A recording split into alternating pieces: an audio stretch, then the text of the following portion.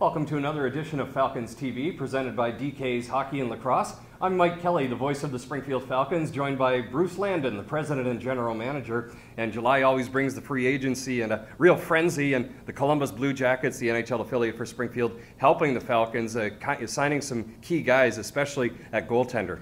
Well, it's always a busy time, Mike, going into free agency and having had the opportunity to spend a lot of time with Chris McFarland at our annual meetings leading up to July 1st. And then Chris sort of had a game plan, and he stuck to his game plan. The first thing was to try and get the organization a number 3 goaltender. And certainly, as you know, before I say anything more, all free agents are not Springfield players until we see the whites of their eyes. I firmly believe that everybody has an opportunity to make the Columbus Blue Jackets. We actually saw that last year with a couple players who were sort of maybe we thought were ticketed for Springfield, had good training camps. So we have to keep that in the back of our mind. But they went out and signed Curtis McElhinney. And it was interesting on the signing because, as you know, they traded for him late in the season with Phoenix, and Curtis had missed a lot of last year due to major surgery. But when we went through all the goaltenders that were available in free agency, Curtis' name seemed to rise to the top because he had experience playing in the National Hockey League. He'd been a proven winner in the AHL, remember a second All-Star team a few years ago in the AHL. So it seemed to be the right fit. And the other guys that were out there, we knew some other NHL clubs were aggressively going after them. So Curtis was the one they went after, and they were able to get him. So that took care of getting a number 3 goaltender in the organization. After that, the game plan was to maybe look at center ice, trying to add a sort of a top 6 forward at center ice. As you know, we were not bringing Martin St. Pierre back. And one of the top-rated free agents was Jonathan Marchessault, who had played in Hartford last year. He's only a 21-year-old player, and they were able to sign him to a 3-year contract. So he's going to be in the organization for the next 3 years, a dynamic hockey player. Offensively, can play center, can play wing, sticks his nose in, not afraid to take a hit to make a play. He's not big in stature, but a really good free agent. And interestingly enough, when I was talking to one of the other AGMs not too long ago, with another NHL organization, he had said that he thought that Jonathan Marchessault may have been the best young free agent that was out there. So kudos to Columbus for picking up him. Certainly some other signings as well. Nathan Moon, fans may remember him from Worcester. He had played 4 years of junior hockey in Kingston under Dougie Gilmore, who was coaching up there. A lot of the scouts feel that Nathan Moon is just starting to come into his own. Another young center iceman, had 32 points last year, but also plays sort of an in-your-face, aggressive style, sort of a tough guy, a tough kid to play against.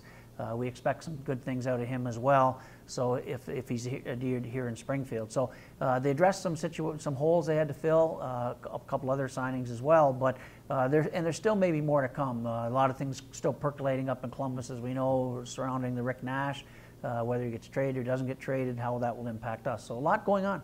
Talk about the defense as well. Nick Holden back in the fold. Good point. That was the other thing we wanted to take a look at is our defense. And Nick Holden, as we all know, played well last year up until he got hurt. Then he had a shoulder surgery. But Nick Holden is an interesting player because he's a very experienced player, yet he still falls into that non-vet category.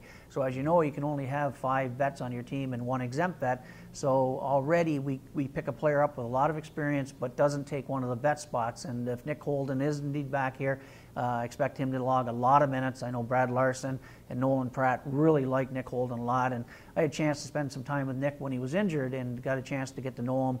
And this kid's a determined player to show that he can play in the National Hockey League. He spent a lot of years in the organization.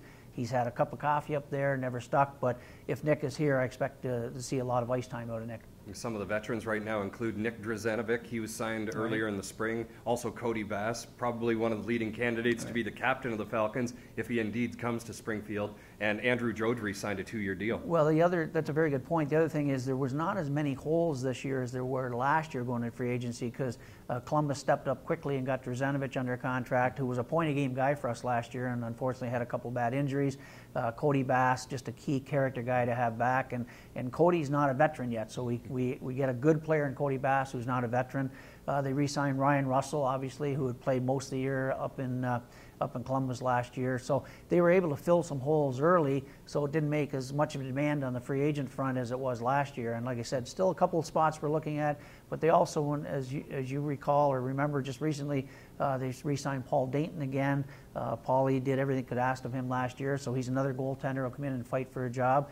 And also signed big Tim Spencer back. You can never enough toughness, Timmy's more than just a tough guy. He knows his role. He's very accountable in all zones, and he was a good signing for us as well. And I know Tim's eager to come back to Springfield.